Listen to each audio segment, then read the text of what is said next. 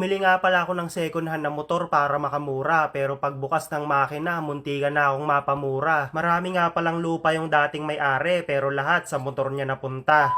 Ito nga pala yung nabili kong motor, gagawin ko sana tong project bike. Ang problema ko nga lang dito, masyado tong maraming pagawain. Isa nga pala sa problema nito ay yung sigunyal niya. Kinain na ng kalawang kaya binabaran ko ng WD-40 para mahugot ko yung drive pace. Mabuti na nga lang malakas tayo sa taas kaya yung panggilid niya nakisama. Halos wala akong papalitan dito, pwera lang sa lining tsaka sa bola.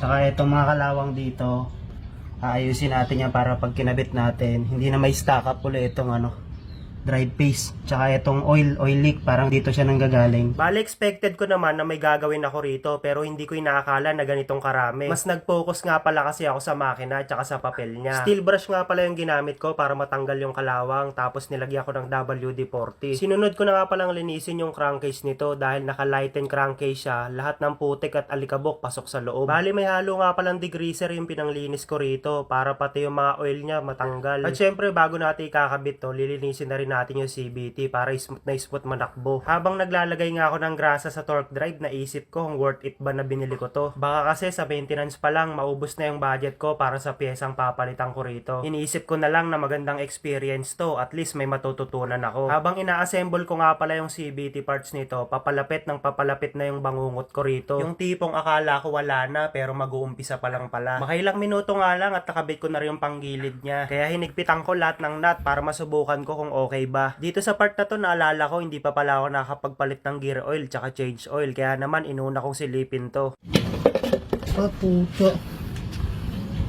Sabi niya. At dito na ako pinagpawisan ng medyo malamig kasi paglabas ng oil kakaiba yung kulay, kakulay ng flooring. Kaya naman dito sa part na to, iniisip ko kung itutuloy ko pa ba tong project bike ko na to, kasi dito pa lang sa maintenance talagang may gagastusin na ako. Medyo nakakaiyak lang talaga yung part na to, pero wala tayong magagawa kasi second hand yung binili natin as is to. Ito, iyak malala tayo.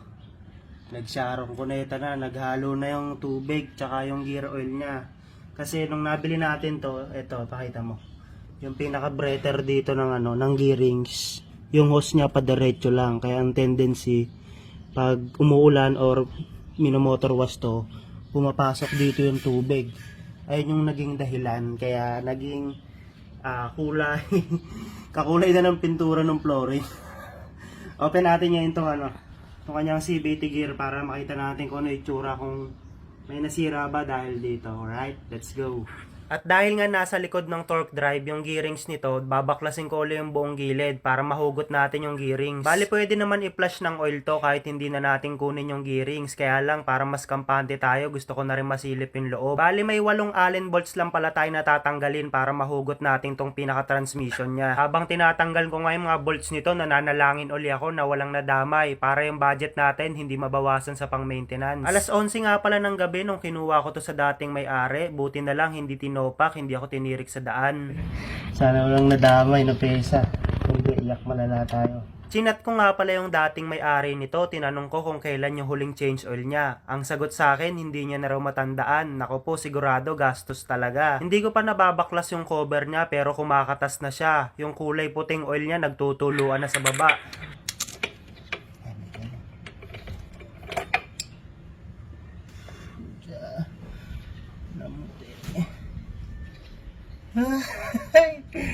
Ay sabi sa hula, namuti na. Yan, parang nag-copy ko 3-in-1 siya na may creamer.